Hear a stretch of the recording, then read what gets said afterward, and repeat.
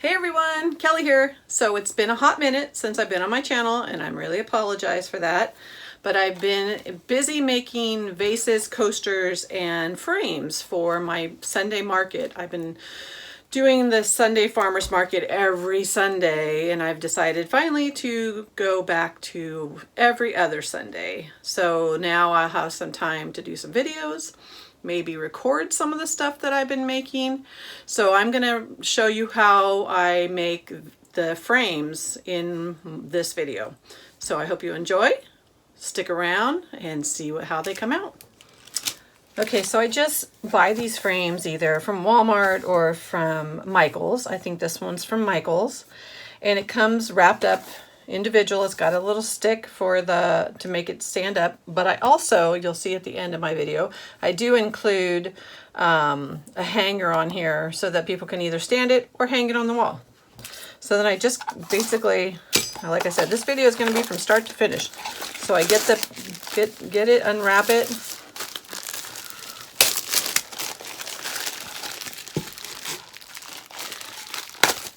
Okay, and I always take the little cardboard piece out because I use that in the end. I'll show you that as well. So I know this is going to seem like a really long and extra step to take for this project, but I do take these little tabs out because they get in the way. And then I put them back. I have a little machine that I put them back on with, or a little, like it's almost like a staple gun, it looks like. That way when I'm sanding, they don't get in the way, and when I'm putting on the resin and taping them, which are all the steps I'm going to take. And then I also take the little staple out of the back here. If I can get it. Sometimes I have to really dig it out. So let me just get it to raise up a bit. Don't want to break my palette knife, that's for sure. I love this one.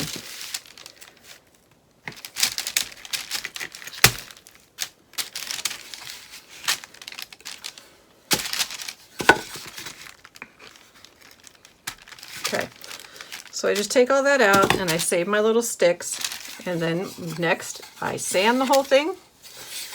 So I sand it all with 120 grit sandpaper, but I use my sander, my orbital sander, which is great. I can't get into these spots here, but I just hand sand this inside piece here because it's a little rough. I really go to a lot of work on these frames. I know it seems a little extreme, but I think the quality you start with really improves the quality you end with. So, all right, let's get to sanding. Okay, so my sanding table, since I'm a vegetarian, is now my barbecue. It works great. I can leave my sander out here. The lid closes, goes right over the top of it, no problem. I can leave it plugged in, and I use it all the time. So I have just a towel to keep it up off the grate, the grill, and then I just sand away. All right, I'm gonna put some music on here so you don't have to listen to the sander going.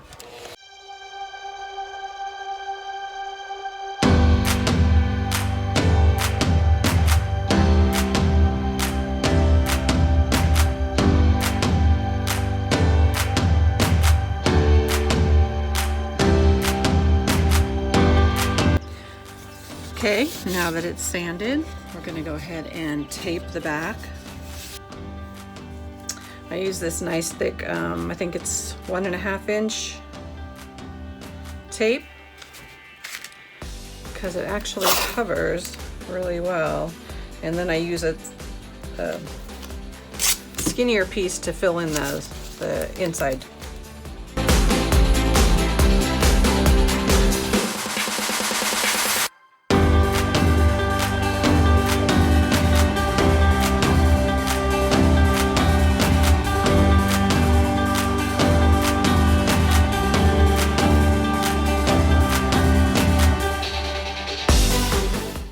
Solve quality work, and I might as well just start with something that has a good base.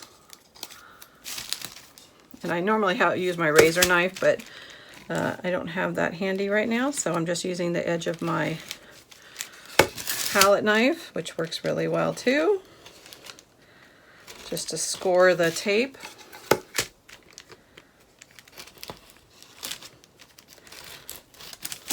Okay.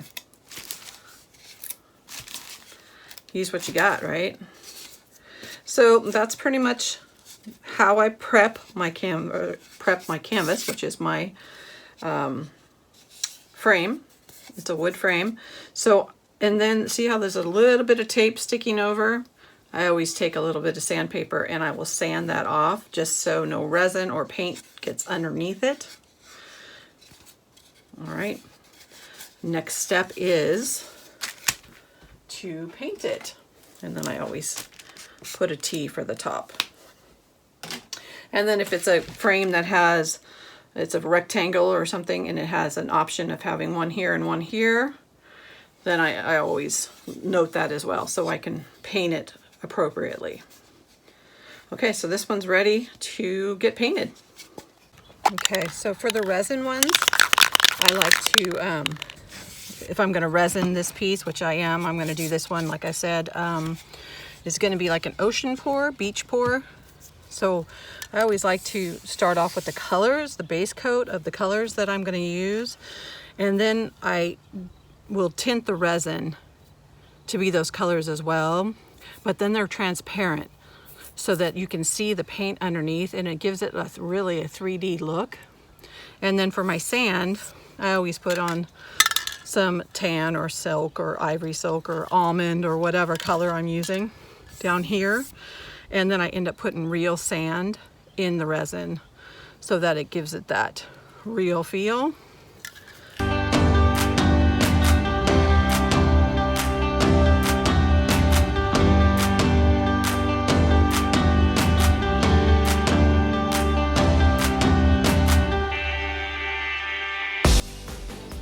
All right, let's get that second coat. The sun's going down. I'm losing my sun.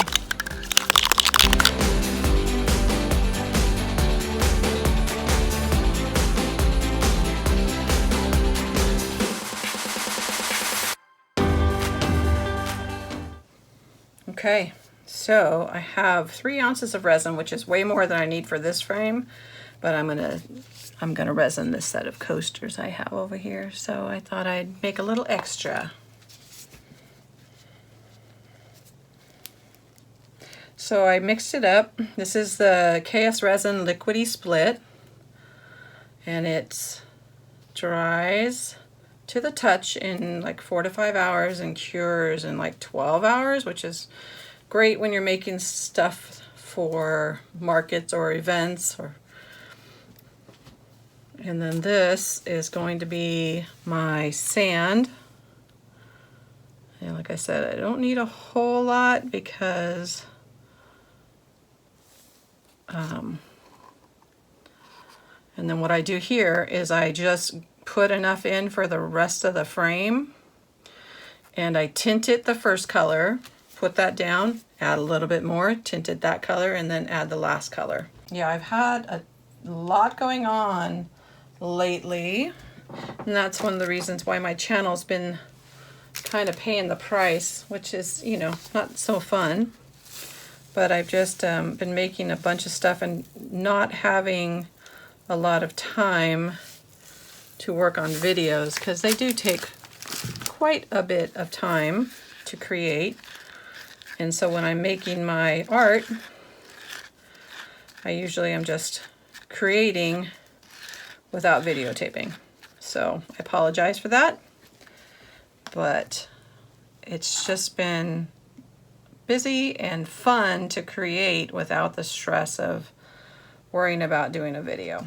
So now what I do is I just take this resin that I put the sand in, and like I said, I use real sand, and I just drip it over the edge, and I come down all the way over that tan color and then go over the edge.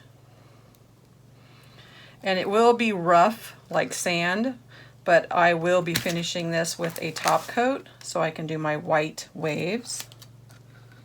because I don't do them in this process. This is only the colors of the water. So I start with just some resin dye, and this is Let's Resin, and this is Sky Blue. And I just put some in this resin. And like I said, I start with this one, and then I'll work my way into the darker colors. So there's the blue. See how it's transparent? And then when I put it on top of that light blue, it really does give it a 3D effect. It's very cool.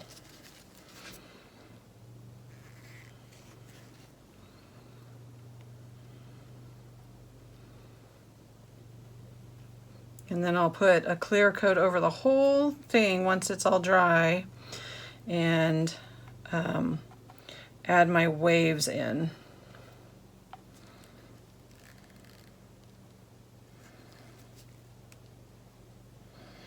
With this liquidy split, you only have 15 minutes to work with it, so I try to not do too many projects when I'm doing one of these. So that's why I have the resin poured for those coasters, but I haven't done them yet because I like to do them with my gloved hand to make sure everything is covered.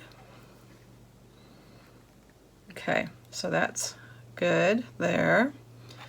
Now I will add a little bit darker, a little green.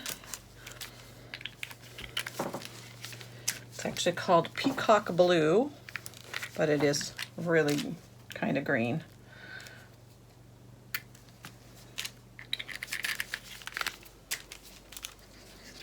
See how it gives it that greenish color to it, aqua color.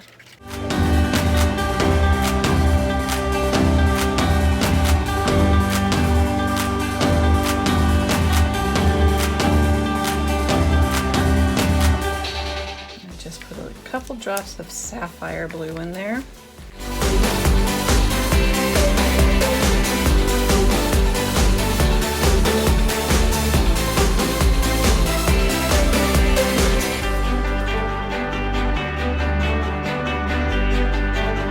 then I like to, like I said, heat it up, pop the bubbles, kind of blend it a little bit. But tomorrow, when this is cured, I will go ahead and do the white layer of waves. Okay, so we're back, and it's all cured, and I mixed up some resin already, and I'm going to pour a little bit in this cup here. We don't need very much for the white, the waves, and then I'm going to put just a clear coat. So this is the white I use, so, and it makes like great waves.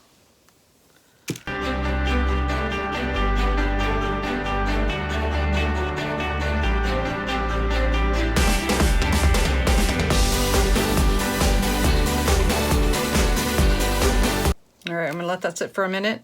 I'm gonna work on these coasters, and then I'm gonna come back and I might add a little bit more after the bubbles all pop so we can see where they're all at, and I can put a little bit more white on there.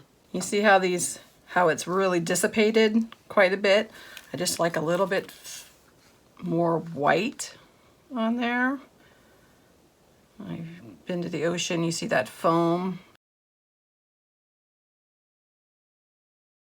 Okay, it came out really good. There you go. So now, what I do is I start to take the tape off, and I see how easy it comes off when it's been taped. Also, as long as you get this resin off pretty quickly, like it's only been 5 hours, I believe, since I did this one. So the resin's not super hard yet. That's one of the reasons I have it on this towel, to keep it from getting any marks or anything on it. And it comes off fairly easy. And if it doesn't, then you can just put the heat gun on it for just a short minute,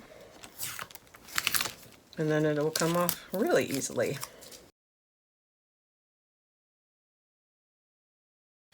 But there you go. Nice and clean and easy. And now what I'll do is I'm going to run outside real quick, sand this, and since you guys have already seen my sanding setup, I don't really need to take you on for that part of it, but I will just sand this real quick and then I'll show you the final results.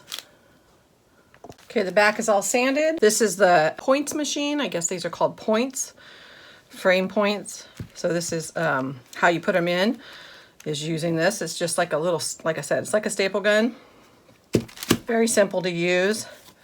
But I first like to put my cardboard in because then it gives it the height I need. And when I put my cardboard in, I like to turn it over because I always put my sticker on there and then face it outward so that this is what helps if it's in the right direction. That's what the client sees when they buy the frame. They'll see it like that. So I do it this way, and all you do is you just put the pointer in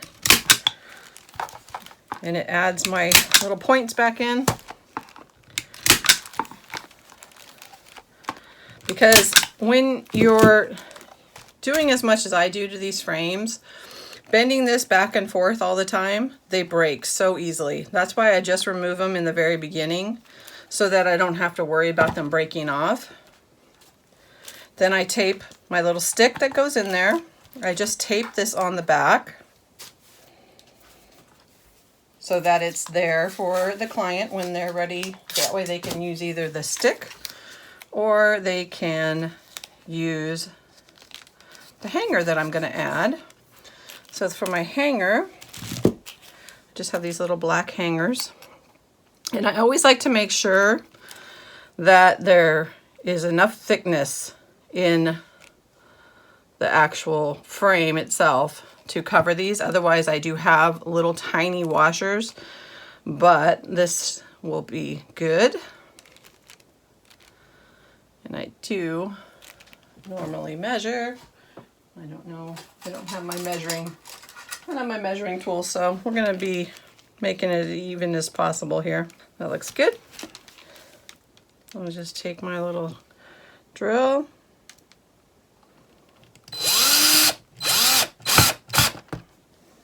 and put them in.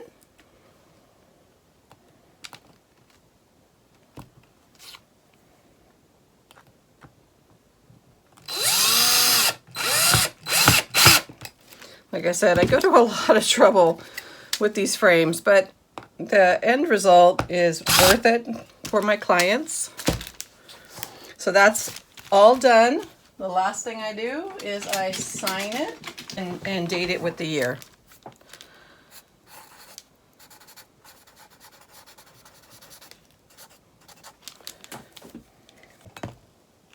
Okay, so this is the finished frame. That's what the back looks like. I got my points in there, got my sticker on. That's the front. And these are pretty popular at my markets. I think people like that they're different than what you can get just a regular store-bought frame. And they're one of a kind. You're not going to find anything like this anywhere else. All right, I hope you guys found this video useful and helpful. And if you did, please subscribe and give it a thumbs up. And I will see you in the next video. Have a wonderful day.